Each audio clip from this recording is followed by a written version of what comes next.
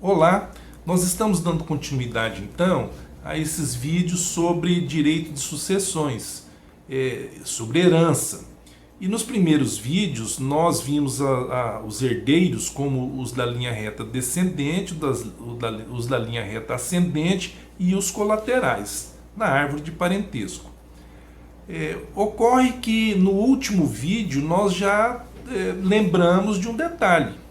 Existe quase sempre o cônjuge, a pessoa com quem o falecido ou a falecida eram casados. E como fica os direitos do cônjuge? Pois bem, aqui nós temos que primeiro fazer um conceito, definir duas coisas distintas. A primeira é a meação, a segunda é a herança. Então, no primeiro caso, a pessoa é meeiro. No segundo caso, a pessoa é herdeiro. O cônjuge pode ser meeiro e pode ser herdeiro. Como herdeiro, ele está em terceiro lugar. Como meeiro, ele é o primeiro. Quando é que ele é meeiro? Quando ele tem direito à metade dos bens, ele adquiriu aqueles bens. Então nós vamos ver aqui o detalhe sobre o regime de bens do casamento. E ele é herdeiro como qualquer outro herdeiro, ele recebe aquilo que era do outro. Ele é meeiro quando ele está pegando aquilo que já era dele. Ele é herdeiro quando ele está pegando aquilo que era do falecido. Ele está recebendo como herança. Para a gente entender isso, é necessário que a gente trate um pouquinho aqui sobre o regime de bens no casamento. Quando uma pessoa vai casar, é feito um pacto antinupcial. E uma das cláusulas desse pacto antinupcial é a gente saber como é que vai funcionar o regime de bens desse casamento. O que é o regime de bens? Em suma, como é que a destinação que nós vamos dar sobre os bens que os dois adquirirem, seja individualmente ou seja em conjunto. Como serão administrados esses bens? No falecimento de um, para quem ficam esses bens? Essa é a grande pergunta do vídeo. No divórcio, como é que se faz a separação desses bens? Então, há 4 regimes contemplados no Código Civil a respeito dos bens do casamento. O primeiro regime é o antigo, que era o que tinha preferência lá no Código de 1916, o regime de comunhão universal de bens.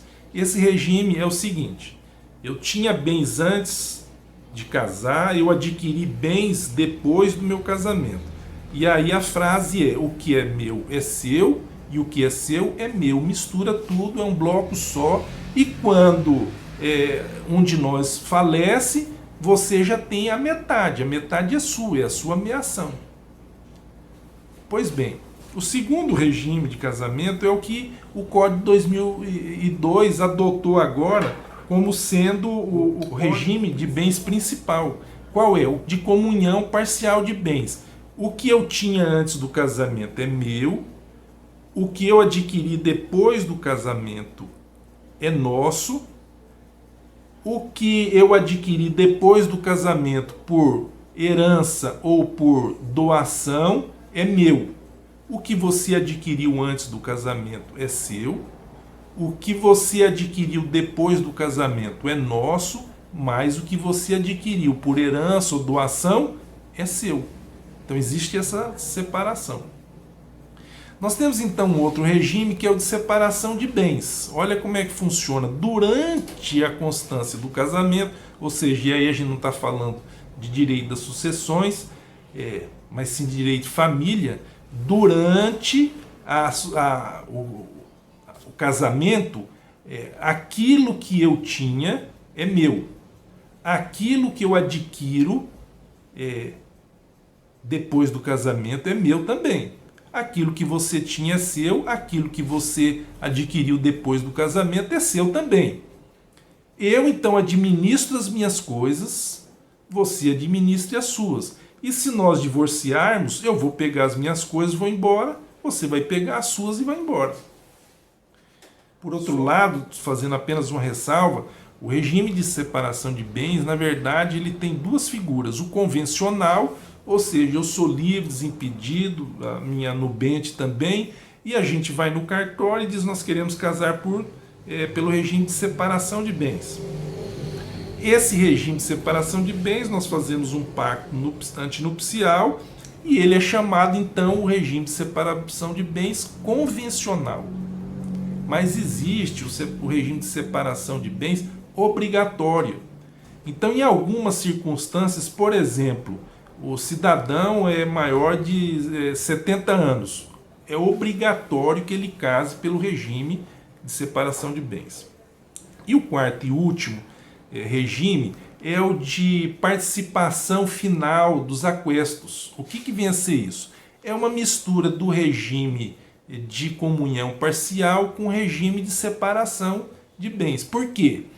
Porque na vigência do casamento, o que é meu, o que é teu, administro minhas coisas, você que administre as suas. Mas quando termina o casamento, pelo divórcio, então aí é diferente. Aí as regras são as mesmas do regime de comunhão parcial. Feito isso, a gente então tem uma ideia de como é que funciona a questão patrimonial entre os cônjuges, enquanto vivos, até um possível e não desejado divórcio. Mas quando há a morte de um dos dois, a coisa já não é bem assim. Então isso nós vamos ver nesse vídeo e nos próximos vídeos. Hoje nós vamos ver apenas na questão da sucessão, quando há a morte, o que acontece no regime de comunhão universal.